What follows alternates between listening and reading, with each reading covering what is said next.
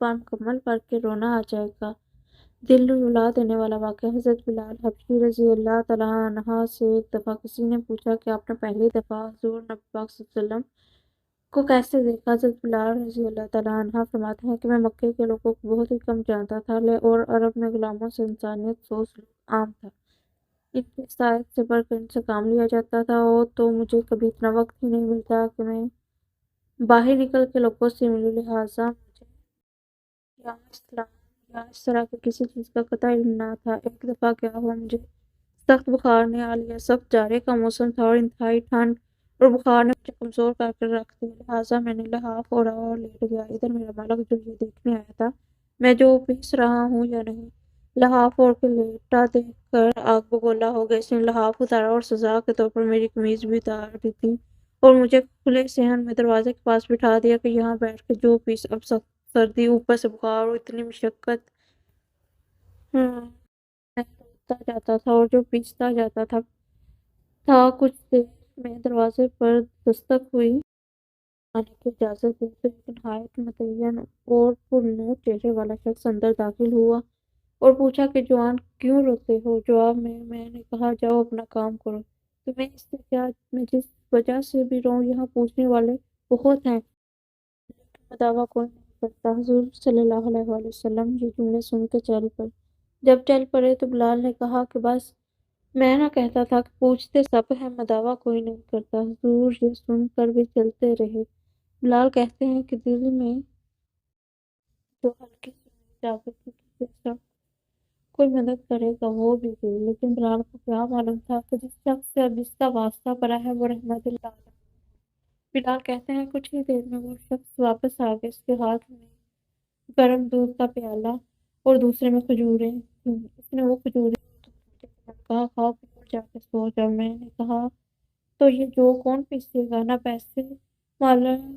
پیسے تو مالک صبح بہت مارے گا۔ اس نے کہا نہ پیسے تو مالک بہت مارے گا۔ اس نے کہا یہ پیسے میں مجھ سے لے لینا۔ بلال سو گئے اور حضور صلی اللہ علیہ وآلہ وسلم نے ساری رات ایک غلام کے لیے چکی پیسی۔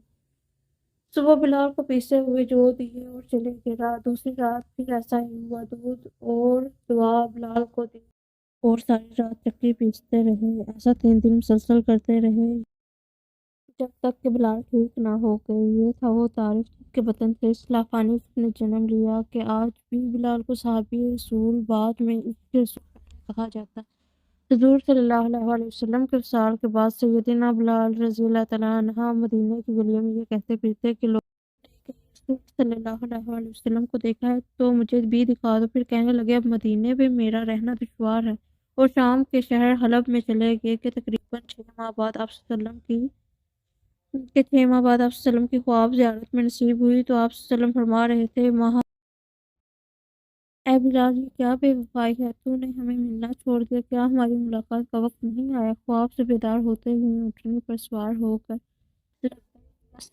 یا رسول اللہ کہتے ہوئے مدینہ منورہ کی طرف روانہ ہو گئے۔ جب مدینہ منورہ میں داخل ہوتے تو سب سے پہلے مسجد نبوی پہنچ کر حضرت بلال رضی اللہ تعالیٰ عنہ کی نگاہوں نے عالم وار فرنگی میں آپ صلی اللہ علیہ وسلم کو ڈھونڈنا شروع کیا، کبھی مسجد میں تلاش کرتے اور کبھی ہجروں میں۔ جب کہیں نبی پاک صلی اللہ علیہ وسلم نہیں ملے تو آپ کی قبر پر سر رکھ کر رونا شروع کر دیا اور عرض کیا کہ یا رسول اللہ، آپ نے فرمایا اگر مل جاؤ غلام حلب سے بہر ملاقات حاضر ہوا ہے، یہ کہا اور بے ہوش ہو کر مزار پر انوار کے پاس گر پڑے۔ کافی دیر بعد ہوش آیا۔ مدینہ طیبہ کے بوڑھے جوان مرد عورتیں بچے اکٹھے ہو کر عرض کرنے لگے کہ بلال ایک دفعہ وہ اذان سنا دو جو محبوب صلی اللہ علیہ وآلہ وسلم کے زمانے میں سناتے تھے۔ آپ رضی اللہ تعالیٰ عنہ نے فرمایا میں معذرت خواہ ہوں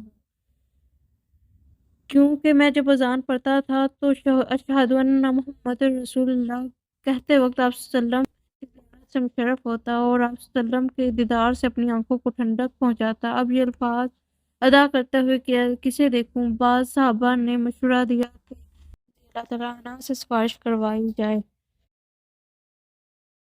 بہنوں یہ جذبہ ایمانی اور اس کی محبت کی انتہا ہے جسے آج ہم دنیاوی بنایا جاتا ہے۔ ہم اس قدر گناہگار بندے ہیں کہ وہ اللہ کو 70 ماؤں سے زیادہ پیار کرتا ہے، اس کی نافرمانی کرتے ہیں تو دنیا کے لوگوں سے حرام رشتوں سے کیسی وفا اور محبت۔